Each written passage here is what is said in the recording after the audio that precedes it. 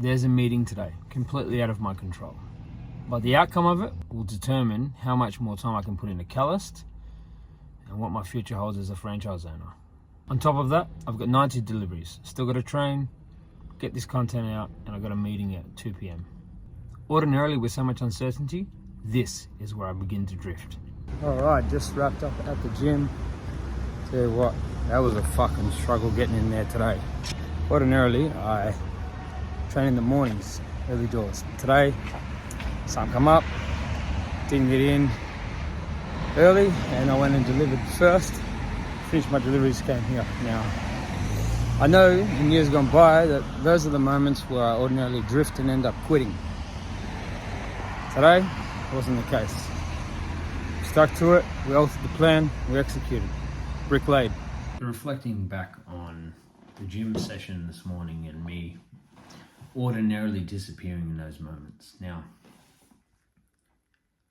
in years gone by, when I made a plan and then ended up having to deviate from that plan, that is where that internal story, that old version of me, the one that starts to negotiate whether this is right or wrong, whether the discomfort of the execution is now worth it to where I'm at in my day, that's where this used to come into play. And I now have a tool for it. For me, whenever that voice comes up, and I tell you, it comes up all the time still. I used to think I need to get rid of it, but I've learned to just dance with it. I now acknowledge its presence there. I now go, okay, I hear you.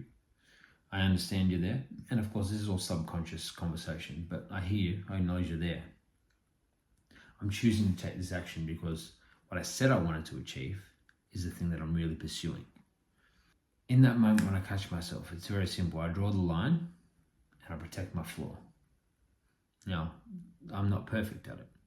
Okay, and food's my biggest weakness. I actually really enjoy training.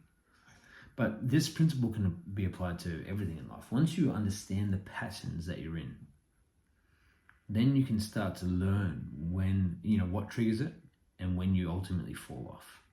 And for me, I know that if I don't take immediate action, if I allow it to ruminate and allow it to settle, don't just make that decision and move, that's when it takes a hold.